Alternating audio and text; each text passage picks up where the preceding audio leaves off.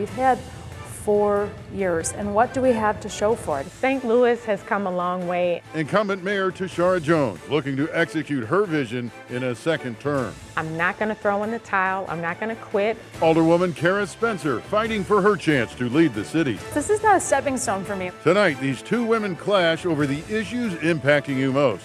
City services, rebuilding St. Louis, fighting crime. You know, the city has stuck their head in the sand and pretended like there isn't crime. We want to create a St. Louis where everyone can thrive. Weeks from now, you decide who's going to lead St. Louis for the next 4 years. It is debate night in St. Louis here at Fox 2, your local election headquarters. Good evening. Thank you for joining us. I'm Jasmine Huda. And I'm Andy Banker. We're your moderators for what is sure to be an exciting debate tonight. Before we get started, Jasmine, let's go over the rules. Each candidate will have 60 seconds to answer a direct question. Follow-up questions will be allotted 30 seconds. Time's up. You will hear this bell. Each candidate will also have 60 seconds for a closing statement. And we also invite you all to join us on social media. Follow along with the debate hashtag. Use the hashtag STL Mayor Debate. We've got a lot to get to over the course of the next hour, so let's get right into it. Jasmine has our first topic. As the governor is poised to sign a bill giving oversight of the St. Louis Police Department to a state-appointed police board. Jazz. Thanks, Sandy. Ms. Spencer, you have said publicly you are against state oversight of police, but that fighting the decision won't help the department. Now, if elected mayor, we know you would have a seat on the board. My question is, how would you work with the board in the best interest of the officers and the city? You have 60 seconds.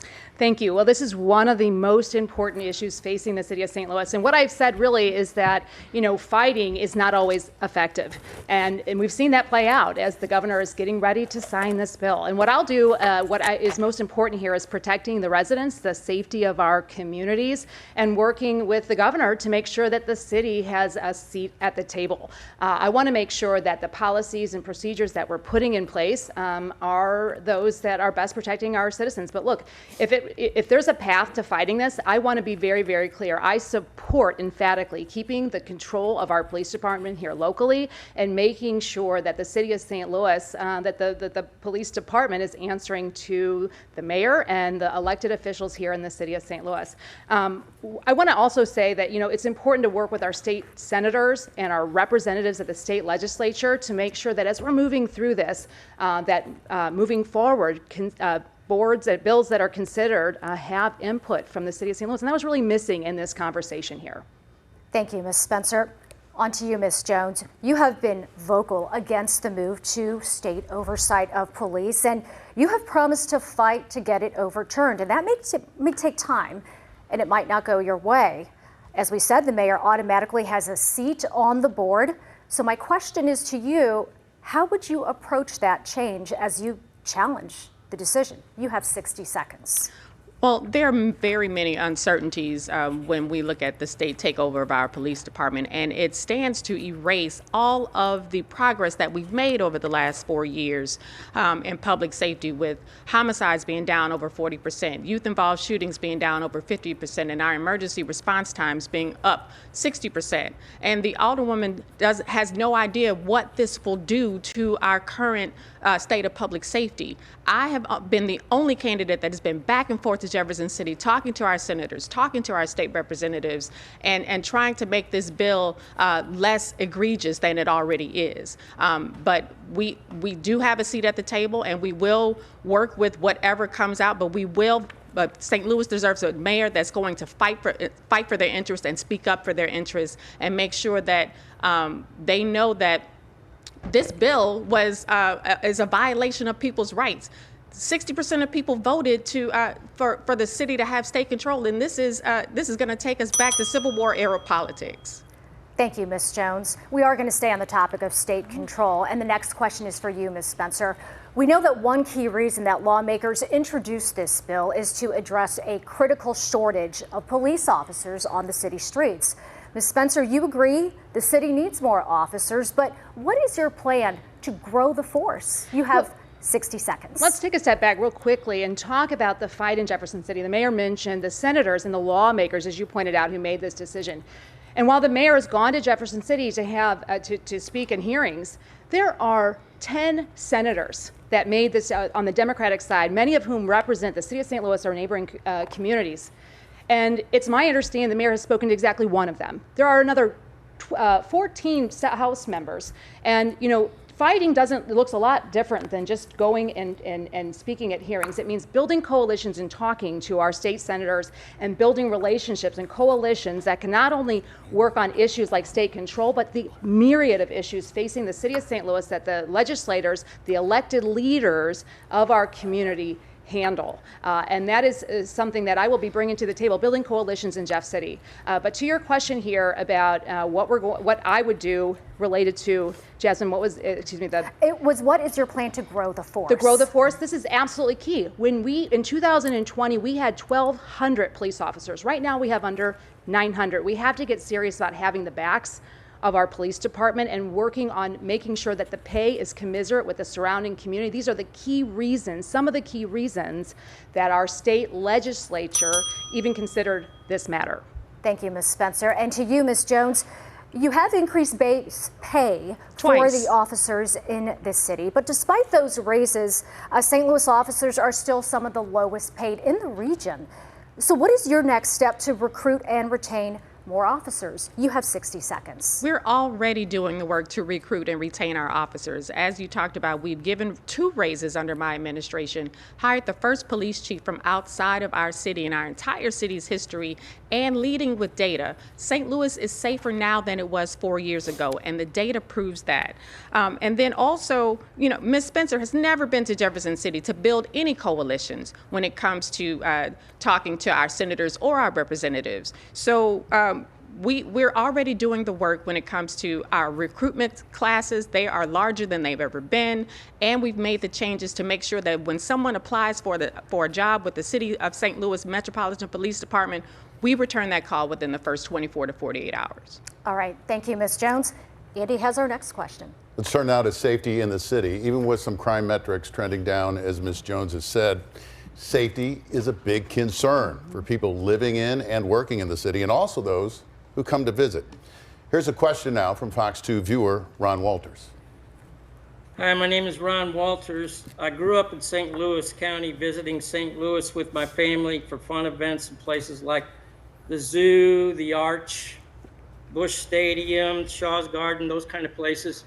And as an adult living in an outside county now, I have no desire to attend any events in the city with my family because I fear for my safety and security. And I would like to know what the candidates intend to do to regain my confidence in visiting St. Louis. That's the basic question, Ms. Jones. We start with you. How will you reassure people living in, working in, and those who visit the city, like Mr. Walters, that the city is indeed a safe place to be? 1 minute for your response. Well, Mr. Walters, I would invite you to go to the St. Louis Metropolitan Police Department's website and look at our crime tracker, which updates in real time every 24 hours the real-time crime that's going on in the city of St. Louis, and to look at our CompStat reports, where you will see the crime report in the last 7 days, 28 days, and the last year, and you will find that crime is down downtown and all over the city by double-digit percentages. I would give us a chance to take a look at what goes on downtown, because you're missing out on the Blues, and the Cardinals season is about to begin later on this month. We have the Battlehawks coming back later on this month. I would give us another chance because crime is down, and take a look at the data and see it for yourself. Ms. Spencer, same question. How will you reassure people living in, working in, and those who visit St. Louis that the city is safe? 60 seconds. Well, I don't know if I would recommend going to our city's police department website to all potential visitors. And while the numbers tell one story, the very real reality is people don't feel safer, and it's easy to see why. I mean, when you're driving through the city of St. Louis, the sense of lawlessness, the unlicensed vehicles, the vehicles that have 2, 3, 4, 5 years expired plates is a very visible reminder that we don't have enough police officers enforcing basic quality of life laws in the city of St. Louis. So what I'll do as mayor is really crack down on the very, very visible ways in which their lives are in danger just walking through our neighborhoods. You know, while homicides have gone down in the last year, vehicular manslaughter has skyrocketed. We had 20 people in the city of St. Louis last year killed by vehicles driving recklessly. Andy, you know very well, we've done stories on the side of the road while maniacs are flying by on Broadway. And if I'm elected mayor, we're going to take very seriously keeping people, pedestrians, cyclists, and motorists safe from other vehicles. We're going to sort of double down on that idea that you brought up, Ms. Spencer. Thank you. A follow-up question here for Ms. Jones. How would you better enforce traffic laws? Reckless driving is an issue. Sometimes we've seen deadly consequences in recent years. How would you enforce the city's traffic laws given the current constraints of the budget and the staffing levels of the city police department? Well, you have 60 seconds here. Well, police aren't the only answer to making sure that our roads are safer. We have $300 million in transportation infrastructure upgrades planned between now and 2027 through our Friendly Streets initiative. Our transportation mobility plan will address the 10 most dangerous intersections in the city. And we're working to repave our major thoroughfares right now and involve traffic calming as we repave those thoroughfares. We are paying attention to what people are telling us, and we're acting on those concerns. And we're bringing back red light cameras to hold people accountable while also not holding vulnerable populations in danger of losing their licenses. And when we talk about this problem with the temp tags, that's a problem for the state to solve. And while we have put together programs to do so, we also need to lean on the state to do its job to make sure that you can get your license when you buy your car. Ms. Jones, thank you. Ms. Spencer, you raised the issue, right? Mm-hmm. How do you better enforce the traffic laws given the current constraints within the funding and the staffing for the St. Louis Police Department? Can you be specific? You mentioned the idea. Yeah, absolutely. Look, I mean, infrastructure is important, but when it's more than just throwing money at the problem. I mean, we saw yesterday or very recently money at Kings Highway, paving and investing in infrastructure doesn't work if you don't do it well. We are now, if you haven't noticed or heard in the news, repaving, digging up and repaving the entire corridor of Kings Highway that was most recently paved. So again, you have to get these expenditures done right, done well, and done in a way that lasts. So we're going to be making those investments. But look, it's not the state of Missouri's responsibility to make sure that license plates are not 4 years expired. The law to which the mayor is referring to is one that will allow and mandate that when you buy a car, you have to pay the sales tax, which is going into effect very shortly here. But the reality is, it is illegal to drive a vehicle that doesn't have license plates at all. And the idea that we would use red light cameras to hold those accountable, those folks that don't have license plates at all, is absolutely useless. We have got to have enforcement, and that looks like priority within the police department. Ms. Spencer, thank you. Next time, Jasmine. 911 response time has been a big concern in the city of St. Louis. In one case, a woman died waiting for help after a large tree limb fell on her car. Ms. Spencer, you have been critical of the fact that it is not a person answering the phone when someone calls 911, rather an automated system that has been redirecting calls. My question is, what would you do to ensure that it is a person who picks up the phone? You have 60 seconds, Ms. Spencer. This is absolutely critical. When your life is in danger or you're witnessing violence, being able to report that and receive and get the emergency services required to address violence is critical to life-saving response. And right now, the mayor's talked a lot about reducing the 911 response time. What that looks like is an automated response system that asks you to press 1 for fire, press 2 for EMS, hold on the line if your life is really in danger. And that reduction in 911 response time, while it makes the numbers look good, it is absolutely devastating when your life is on the line. So what we will do is not only fully staff our 911 response, making sure that when we have an overflow, when we're at capacity, we are contracting with municipalities surrounding us. This is exactly what happens in surrounding communities. They contract for overflow with surrounding communities so that every single 911 call can be answered not by an automated system, but by a real human that can direct that call appropriately. Thank you, Ms. Spencer. Ms. Jones, in a recent interview with Fox 2, you said that 70% of 911 calls are answered within 10 seconds. The national standard is 90%. Now, you've claimed that a new 911 center will help when it opens in 2026, but what assurances can you give right now to those who call for help? You have 60 seconds. Well, that automated system that Ms. Spencer criticizes is actually what has led to increased response times in 911 in our 911 center. And we've been talking about building a new 911 center for over 20 years, and I'm the mayor that found the funding to get it done. So when St. Louisans are looking to a mayor to find the things that they need to get done, they can look to me because I'm going to make it happen.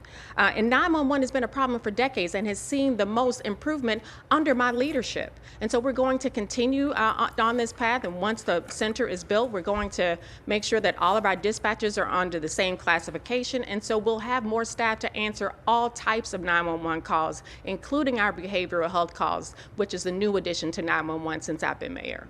Thank you, Ms. Jones. Andy, you have the next question. All right, it's been a couple of months, but it's still an issue very fresh on the minds of a lot of people in St. Louis, the January snowstorm. Left a number of residents stranded in their homes. Businesses shut down, schools shut down for several days. Ms. Jones, when asked what grade the city should receive for its response to the winter storm, you said a B-, but residents are not so forgiving. In a Washington University poll, St. Louisans give the city a 3.7 score out of 10. If you had to do it all over again, what would you do differently? 60 seconds. Well, that score B- was taken out of context. I talked about in the first days when the main streets were plowed and people were able to get around and get to work.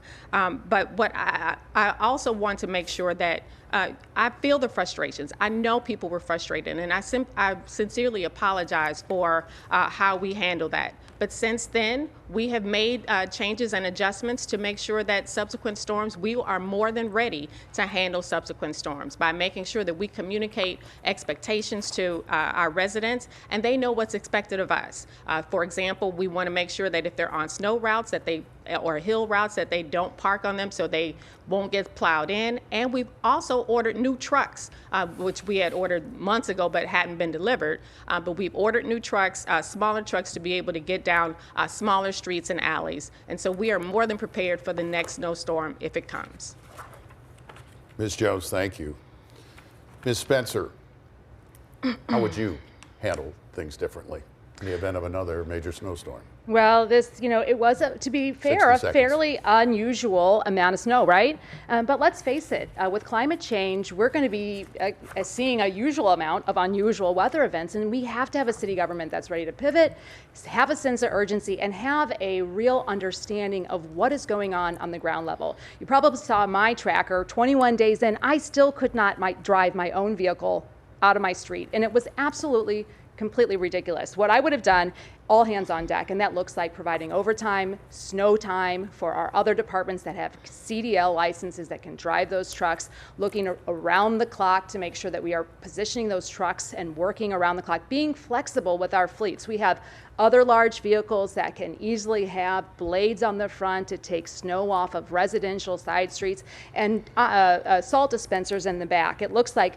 paying overtime, but it certainly doesn't look like holding the lowest employees accountable by giving them major pay docs, which is unfortunately the result of this administration's response to the city workers. Ms. Spencer, thank you. Let's go back to Ms. Jones for a follow-up. You mentioned the smaller trucks, a fleet that is going to be able to better navigate narrow alleys, narrow streets where people park on both sides of the street. How many of those smaller trucks and plows will the city be getting? And then how will you prioritize which side streets get plowed first? 30 seconds here. Well, we've already worked with our planning and urban design department to prioritize which smaller streets get plowed. and those smaller streets are the ones that are leading up to our schools. We want to make sure that our babies can get to school because a lot of our schools are located in residential neighborhoods. But the number of trucks that we were waiting to be delivered, the smaller plow trucks, were about 3 to 4 trucks. And that can make a significant difference. Yes. All right, let's follow up with Ms. Spencer, too. As an alderwoman for 10 years, a previous candidate for mayor, candidate again, not just talking about smaller trucks, but in terms of communications or actions you could be taking now in your current positions. Is there something you could have done to help the city get out in front of the last storm and get out in front of the next one? 30 seconds. Sure. I mean, look, policymakers at the board of all the lawmakers can certainly consider ways in which to be involved, but really the execution of city services is an executive function of city government. And so we were on the ground, the alderpersons, taking in complaints from residents, making sure they got to the mayor's office, making sure they got to the city departments, talking to the street director. But the reality is we weren't getting responses, and that's unacceptable. From my perspective, I've been very, very clear. We need new leadership in the street department, and we need leadership that's nimble and that can actually execute the CSB requests and the complaints that are coming in and from the general public. Thank you, Ms. Spencer. Jasmine. Andy, this is a big topic. We are going to stay on city services for the next question, talking specifically this time about trash removal. We've all seen the photos of the trash cans and dumpsters overflowing. Ms. Spencer, I know you posted some pictures on social media, and you have said that you would modernize the refuse department. What do you mean by that exactly? And you have 60 seconds. Well, a whole host of things. Our trash trucks are $250,000 pieces of machinery, helping to putting monitors on them, making sure that we are tracking those alleys that are getting missed sometimes. It's unfortunate, but the reality is that we have a complaint-driven system right now. And that means that if you're not complaining about your dumpster getting overflowed and it's overflowing, it's not going to get picked up. And so if we install some real technology into these massive vehicles, which is actually just very commonplace in most cities, we can monitor those alleys that are getting missed regularly, start to address the issue. Sometimes our refuse department has new drivers and they're unable to make it down specific alleys, understanding the hurdles from within the department so that we can make a trash removal, more reliable and tracked. And that way as well, what we'd be able to do is more equitably ensure that the resources that we have are deployed across the city in a way that's reliable, trackable, and we can communicate that success to the citizens. Thank you, Ms. Spencer. And Ms. Jones, to you. In an interview with St. Louis Magazine, you said that the city's refuse department is down more than a dozen drivers, and that's on a good day. Yes. Would you support contracting for trash removal, as many surrounding communities do, and why? You have 1 minute. Well, we can't contract because previous administrations made a decision that made our dumpsters in a certain way where we can't contract with another company in order to pick up our trash. And Ms. Spencer posted pictures of overflowing trash dumpsters that were private dumpsters, so that was misleading at best. And when it comes to our trash trucks, we know exactly where they're going because they have GPS. And if she would talk to the streets director or the refuse director, she would know that we know exactly where our trash trucks are and where they go every day because we have GPS that tracks these trucks.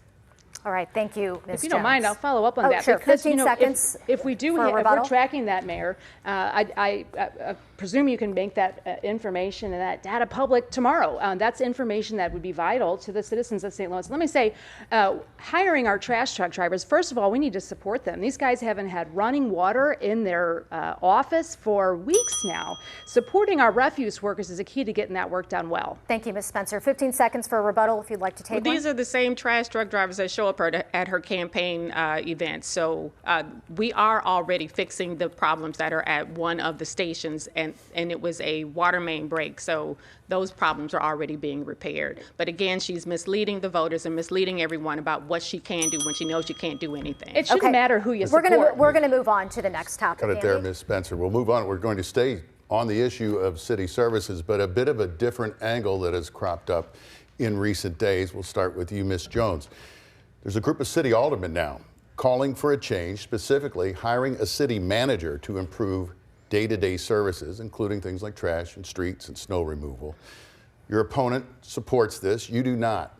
Can you explain why? 60 seconds. Well, I would support it if it went further. And let me explain. Most city managers across the country, and I talk to my brother and sister mayors about who have a city manager form of government, control two key pieces of city government, and that's finance and personnel.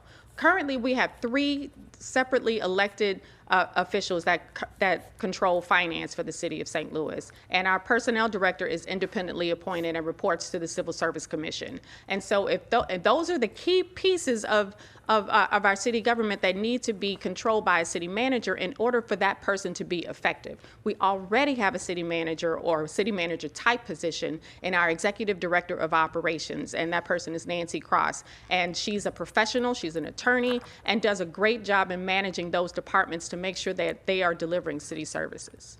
Ms. Jones, thank you. Again, Ms. Spencer, you support this, but if voters would approve it ultimately in a referendum, according to city rules, getting a city manager form of government could not happen until at least 2029. We believe. So what would you do in the interim on day one if you're mayor to improve city services now? Well, let me break this down for you. I mean, you know, the idea of right now what we have is a system in which all the departments are appointed by the mayor, and these are political appointments. You know, you can hire whoever you want for those. So a city manager professionalizes this process. And that's a key piece of information here. I mean, when we're looking at city services, the failure to pick up trash, the failure to clear ice off the streets, we don't have, it's my understanding, we don't have a single licensed engineer in the street department right now. We need a city manager that understands how we deliver city services, how these things are done professionally, and how these are done across the nation. And that's exactly what a city manager will do. So you're right, Andy, the traditional form of city manager style would need to be approved by the voters, but you better believe if I'm elected mayor, we are not going to be hiring people based on political affiliations or anything of that other than merit and the ability to do the job. And we'll be holding our department heads accountable for making sure that that job is done in every single department efficiently, effectively, and with transparency. Let's go back to Jasmine for our next topic. Andy, we're going to turn now to some more personal questions, and we're going to begin with you, Ms. Spencer. In October, you resigned from the board of the St. Louis Development Corporation, an organization under scrutiny for its management and allocation of millions of dollars in pandemic funding. You cited the mayor's CEO appointment and concerns about transparency. Now, your opponent is calling this a political stunt. Spencer, what do you say to critics who believe that more oversight would have happened with you on the board rather than off? You have 60 seconds. Well, let's talk about the oversight of SLDC. St. Louis Development Corporation is a separate entity outside of the Sunshine Law and other important government transparency regulations. The organization is headed up by its CEO, a choice of the mayor, and the board that oversees it, the board at which I had an ex officio position as the budget chair, is the board that is tasked with overseeing SLDC.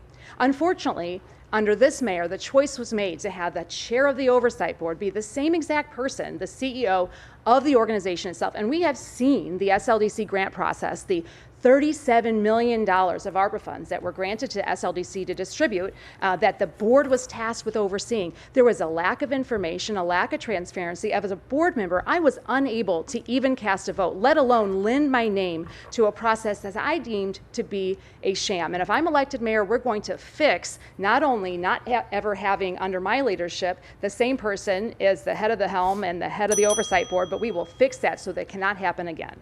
Thank you, Ms. Spencer. And to you, Ms. Jones, a recent report from the St. Louis Business Journal revealed that over your past 4 years in office as mayor, you took 64 trips and were away from the city for roughly 12% of your time in office. During your 2021 campaign, you promised to leverage your national networks to benefit the city. Your critics say it was too much time away. Can you explain to voters how these trips benefited the city of St. Louis? You have 60 seconds.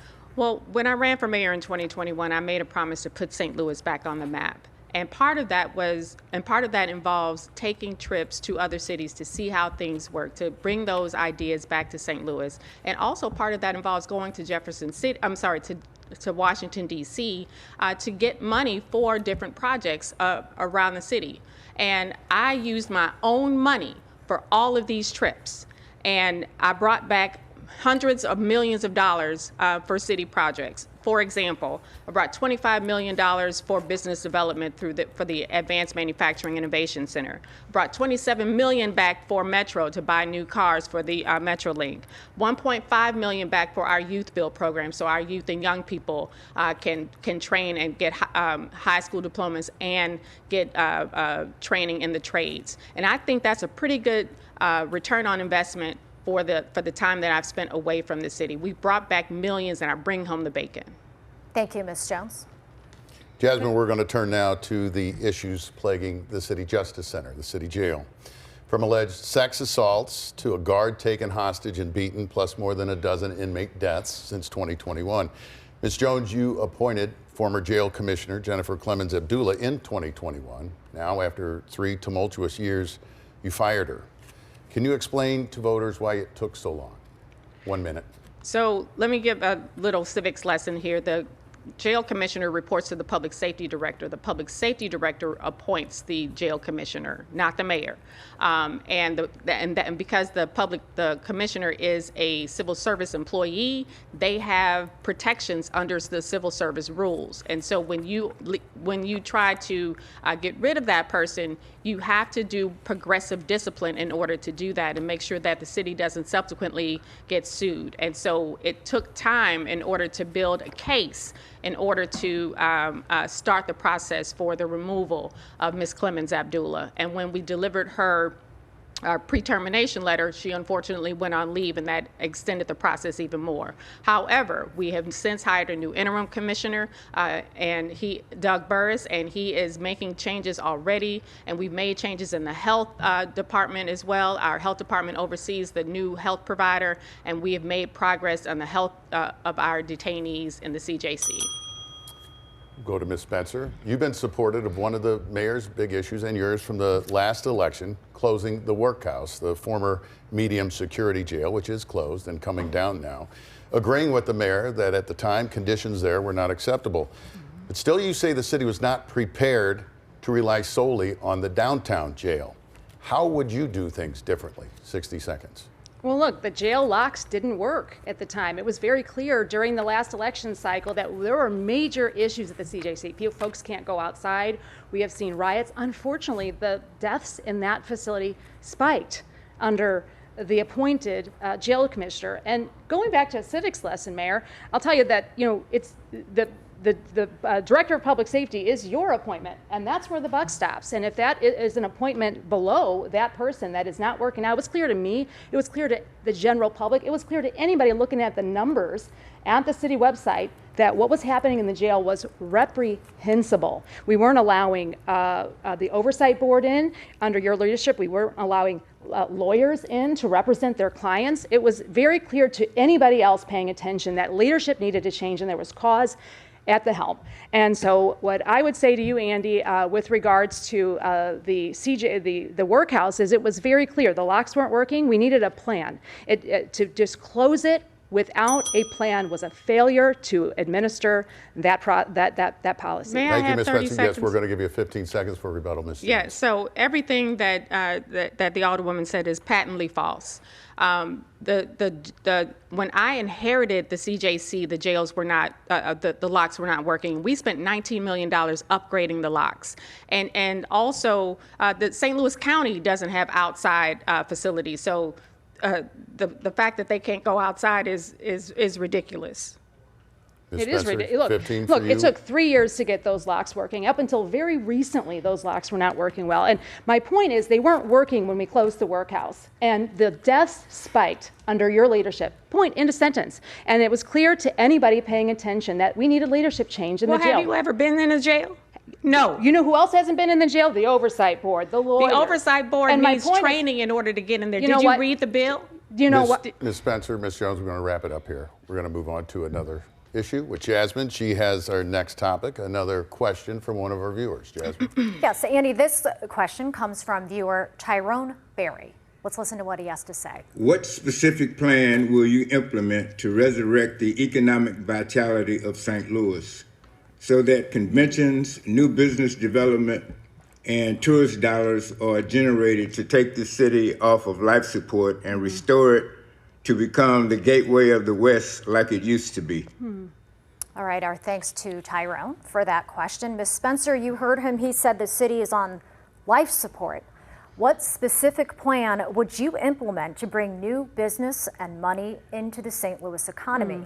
You have 60 seconds. Tyrone is right. When you look at the city's budget, the numbers that were just released in January, taxes are down in almost every single category, and they're done by double-digit percentages. We've got some real trouble on our hands, and our downtown really, when a city is flourishing, really subsidizes the rest of the city neighborhoods and the function of the city. So what I'll do as Mayor Tyrone is we will get serious about public safety downtown. We will start to work more collaboratively with the business community. The mayor has pointed out, that I have the support of big business and business leaders in the community, and I'm grateful for that. I am encouraged and I am excited to support investment in our city, particularly in downtown, so we can have a flourishing riverfront and one in which making investment makes sense in the long term for folks that are looking to revitalize our downtown. We have to get serious about welcoming investment, and we have to get serious about safety in our city.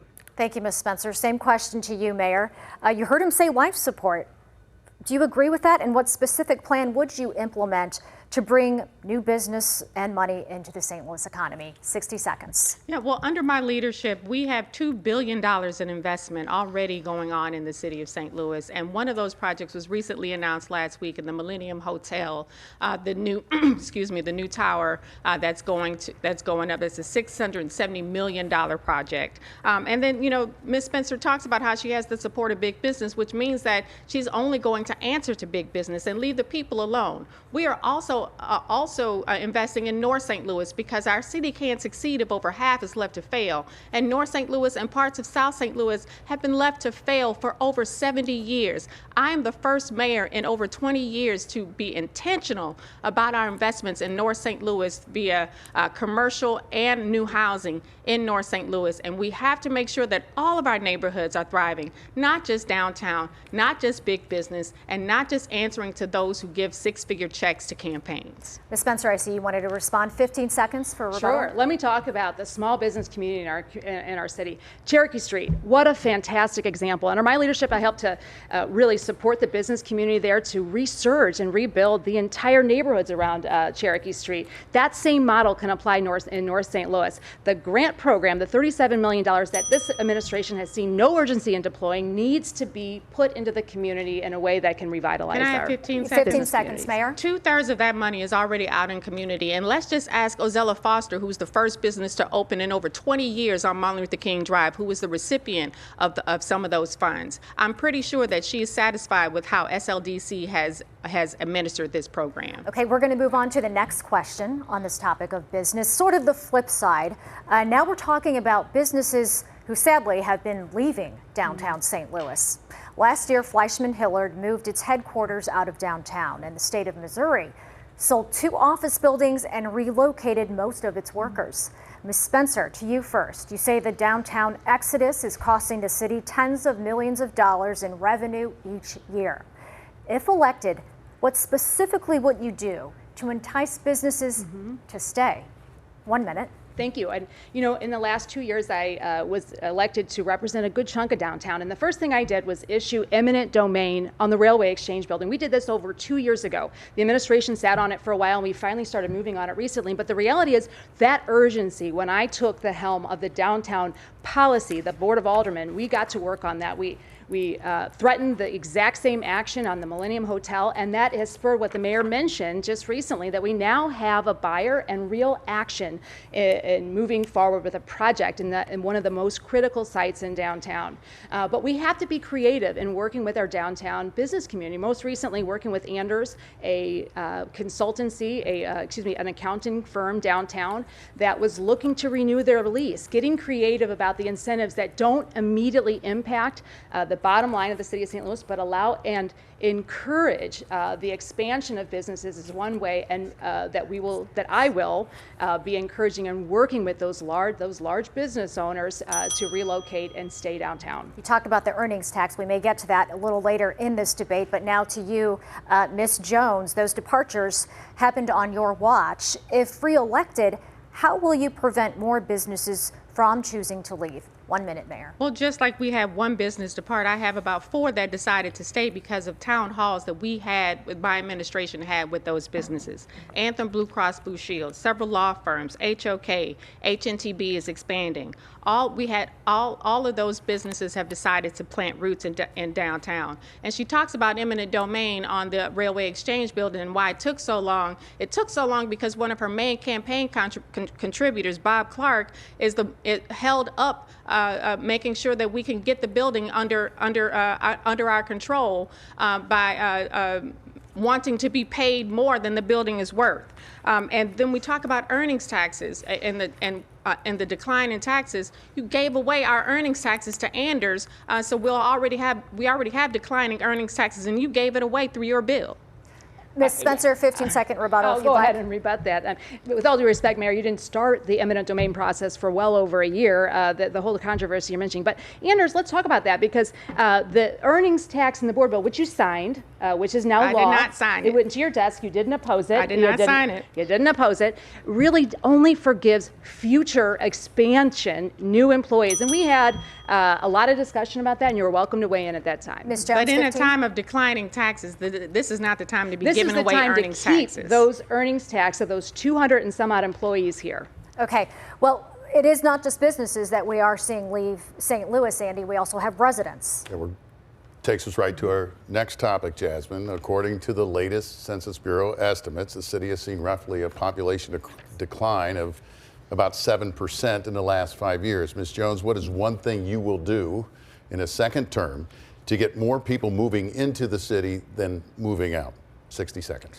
Well, our Economic Justice Action Plan has 3 pillars to empower, develop, and transform St. Louis. And one of those pillars is increasing our population and making sure that we're increasing our tax base. And we're doing that by building more houses in North St. Louis in places that haven't seen investment in decades. We're talking about neighborhoods that haven't seen a mortgage generation in 10 or 15 years. We have to spread beyond the Central Corridor and South St. Louis and Central St. Louis in order to make sure that all of our city is a place where your zip code doesn't determine your opportunity. And that means we have to invest in places that haven't seen investment in decades, and that's exactly what my administration has been doing. And also because of that, we've increased the number of workforce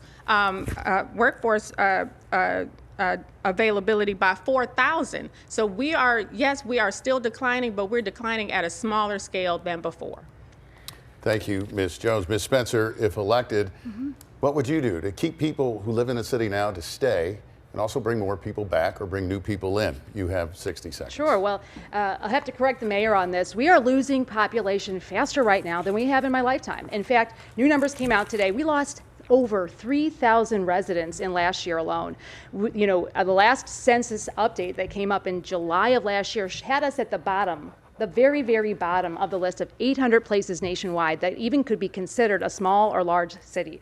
So we really are losing population at an unprecedented rate. And let's talk about where that population is coming from. That population loss is almost exclusively coming out of North St. Louis, Mayor. And so your policies and the work you're doing is, nobody expected this to be solved overnight, but I certainly didn't expect it to get worse. And it has gotten mountainously worse. And it boils down to basic city services, the reliability, the public safety, and trust in city government. And when you talk to folks that are looking at the Northside Grant Program, that are looking at the private building stabilization program that has seen millions siphoned off the top to a politically connected building inspector, these are breakdowns in trust that result in the fleeing of our residents. Ms. Spencer, thank you. I want to follow up on a question that Ms. Jones hinted at, because it takes us right to another viewer question on the issue of affordable housing. This comes from Fox 2 viewer Chantel Cooper. She's a realtor. She asks, affordable housing is at an all-time low. If elected, what is your plan to increase affordable housing in the city of St. Louis?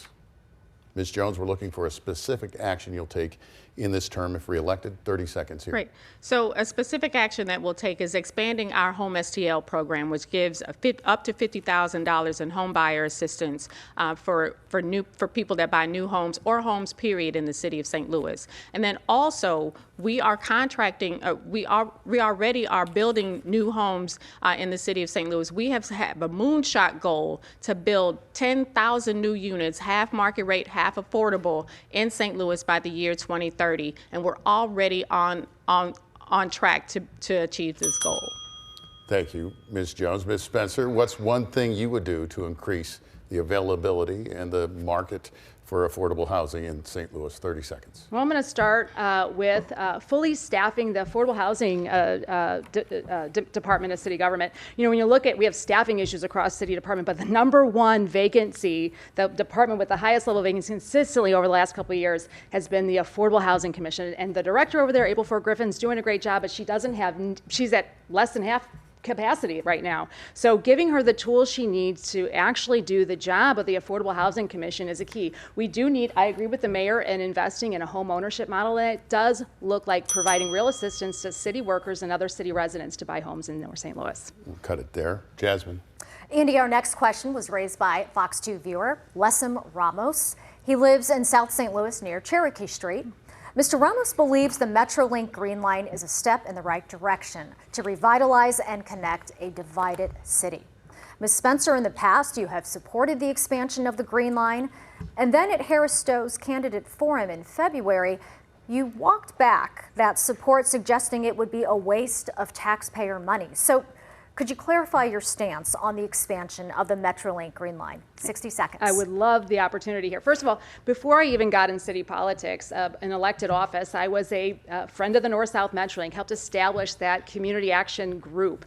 And I believe that cities that succeed have successful and ever-expanding options for public transit. The North-South Metrolink line was one of those. That was a 33-stop, 17-mile track that went all the way from South County through Cherokee Street, downtown, and out to St. Louis County. The Green Line is a poor truncation and a complete it's a re-envisioning of what would be a phenomenal project. It is just 5 miles long, has just 10 stops, bypasses downtown, and is still a $1 billion project. It would score very poorly on the federal side of things, and in order for make these public transit expansion projects work, you have to have the federal backing. And because this project was changed without much community involvement or in public input in such a way that would be very poorly rated, I think we've got to rethink it so it can be successful. Thank you, Ms. Spencer. Ms. Jones, you have supported the expansion of the Green Line to connect North and South St. Louis. Do you believe the burden on taxpayers is too high? You have 60 seconds. Well, again, I want to clarify something. We did tons of community engagement with the new Metrolink Green Line, with the new alignment. And so for Alderwoman Spencer to say that we didn't do any engagement is patently false again. And she flip-flops based on what's politically expedient. This program would the tax dollars have already been allocated. They've already been saved through a tax through a sales tax that we have already been collecting for years. And as treasurer, I provided $2 million to update the study so we can get back in the pipeline to get a fully funded grant agreement, which 60% of this would come from a fully funded grant agreement. Ms. Spencer, 15-second rebuttal. The sales tax the mayor's mentioning is about $10 million a year for a $1 billion project. It would take 100 years to pay for it. $800 million, but if you came to any of the meetings, you would know that. You know, you have got to include maintenance and upkeep. That is, talk about false. The reality is we have got to figure out how to invest. We have to invest these funds strategically, and I believe we've got to have a longer, more thorough, and more supported line to get there. Okay, let's move to our next topic, Andy. Another big topic. It's been hanging over St. Louis for a number of years now, the nearly $300 million as it has grown in Rams NFL settlement money. It has sat unallocated and unspent for more than 3 years. It goes back to late November 2021. In a survey on how to spend that money, the top priorities from the public included street and water infrastructure improvements, free or subsidized child care, and funding to redevelop abandoned buildings. Ms. Jones, you supported a plan to use the RAM settlement funds on revitalizing downtown, providing child care for city workers, among other things. That plan fell through. What is your top priority now for this money and why? 60 seconds. Well, my priorities still stay the same, that we should make sure that we're investing this money for many, many years to come, and in those categories that the public decided. However, the Alder people decided not to pass the bill. And now we are also looking at a federal landscape where cuts could happen and spending freezes could happen, and we might have to use that money for operations and other things. But I still support the original bill, the compromise bill that both Alderwoman Boyd and Alderwoman Saunier agreed to. Thank you, Ms. Jones. Ms. Spencer, what do you think should be the top priority now for the NFL settlement money and why? 60 seconds. Well, let me first say that we have got to get these ARPA dollars out the door. And regardless of what the mayor's talking about with the North City grants going out, according to the city's own transparency portal, the vast majority of ARPA dollars still have not gone out the door. And we know from the mayor's request that we've got federal investigators looking at least the expenditures of one pot of those, the private building stabilization program. So I am going to get serious right off the bat about ensuring that the ARPA funds, those $500 million, have an end date, have an expiration date of just at the end of next year, that those go out the door first. But I agree with your viewers and the folks that many of the folks who replied to that survey that we have got to invest in infrastructure. The water main breaks are becoming unbearable. And when the mayor talks about going to D.C. to bring home the bacon, the reality is there was $111 billion of water infrastructure announced by the Biden-Harris administration, of which the city of St. Louis got just 1,000th of what was out there nationally. My point is that we are not getting the federal infrastructure, and we have got to invest those funds wisely for our future. Can I address that, please? Yeah, we'll give you 15 seconds, Ms. Jones. The reason why the city of St. Louis got 112,000 of that money is because the state of Missouri decided only to send us 112,000. That had nothing to do with the mayor's office, so that's patently false to try to blame that and put that at my feet. I wish you would start telling the truth when you're answering these questions. Well, when you're traveling and you're going home and bringing home the bacon, we need to bring home the bacon that matters, and that looks like water infrastructure and real investment in the infrastructure of the city of St. Louis. We want to cut it here. We got more topics. Jasmine. We're going to turn now to the unhoused population in the city of St. Louis. Last month, a woman who was homeless died in freezing temperatures near St. Louis City Hall. Those who advocate for the homeless say extra beds in overnight shelters are not enough. They are calling for shelters to be open 24 hours a day. Ms. Spencer, would you support 24-hour homeless shelters or a different solution? You have 30 seconds. Thank you, Jasmine. Jennifer Pendleton, you're right. It was a tragedy. And what we have seen instead of real action and a real plan to address homelessness is a fence around City Hall that's been up since October of 2023. You're right, we need more beds, and they need to be 24 hours a day to keep people alive. And what we really need in inclement weather is a focus on providing shelter and emergency space to save lives when the temperatures get dangerously low. And absolutely, I will support that. And not only that, I will be supporting the warming buses that saw hurdles and hurdles and hurdles under this administration downtown and in other places where we know people's lives are at risk. Same question. Thank you, Ms. Spencer. Same question to you, Ms. Jones. Do you support 24-hour shelters or a different solution? We already have 24-hour shelters. That's why we don't have the warming bus anymore, because our shelters are open 24/7, and so we don't have to kick people out in the morning after they come in our shelters in the evening.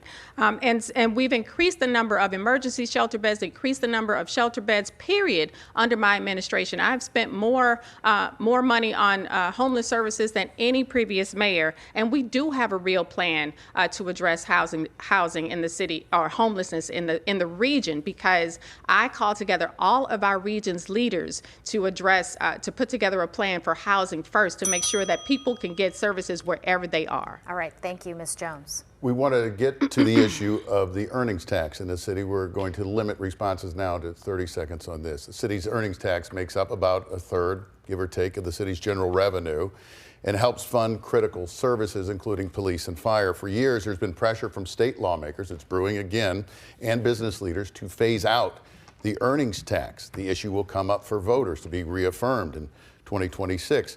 Ms. Jones, if the earnings tax should go away, how would you propose to make up the lost revenue? Again, 30 seconds here. Yes, I signed an executive order to create a revenue commission to take a look at this exact issue, and their work is continuing, and I look forward to their report to tell us how we can rely less on the earnings tax and spread our tax base and diversify our revenue to make sure that if this tax does go away in the future, then we know what levers to pull and push in order to make sure that we don't have a huge budget deficit. Thank you, Ms. Jones. Ms. Spencer, same question, 30 seconds. Look, I mean, the earnings tax is a full 1/3 of our city's budget. So it wouldn't just cut a hole in the budget. It would make the basic function of city services untenable. And so first and foremost, I will be fighting tooth and nail to make sure that we don't lose that major taxing revenue source. But I have to give the mayor credit for that commission. I think having a citizen-led consortium of thinkers to be thinking outside the box, to be driving solutions is absolutely something I would continue doing and tapping into additional tax revenue sources. Thank you, Ms. Spencer. Hard to believe we are closing to the end of our debate. Let's go to our closing statements. You are up first, Ms. Jones. 60 seconds. Look, times have been tough, but these problems are decades in the making, and they won't be solved in 4 years. If there's one thing I've learned in leadership is that people who have never managed anything think they can change everything. And I will never step away from parts of my job just because it got tough. I'll never quit parts of my job. And President Biden also says that setbacks are unavoidable, but quitting is unacceptable. And I will also never, ever step away from what's doing right or good just because I might lose political points. St. Louis deserves a mayor who is experienced, who is going to fight for our citizens at the federal and the state level, and make sure that we're bringing home resources that our citizens desperately need. This time does not call for amateur hour or to press the reset button. Let's keep moving St. Louis forward. Thank you, Ms. Jones. Ms. Spencer, your closing statement for 60 seconds. Thank you. Like many of your viewers, over the last 4 years, I've been disappointed in the once-in-a-lifetime squandered opportunity in ARPA funds, corruption in city departments. Our city services haven't even gotten modestly better, they've gotten worse. And like many of you, I don't feel safer. I'm running for mayor because I believe in St. Louis. I know we can do better. My vision for St. Louis looks like a thriving downtown, a bustling riverfront, neighborhoods north and south that are safer and that are growing. We have the bones to be a city that we can all be proud of. But we can't think big, we can't execute big visions if we can't get the basics right.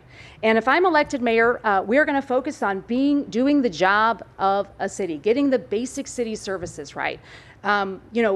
I'm asking your viewers tonight to consider voting for Cara Spencer for mayor of the city of St. Louis, joining a broad coalition of residents, elected leaders, north and south, firefighters, union organizations, and the basic citizens who overwhelmingly are looking for change in the city of St. Louis. And that concludes tonight's debate. Our thanks to you both. From all of us at the Fox 2 studio, thank you and good night.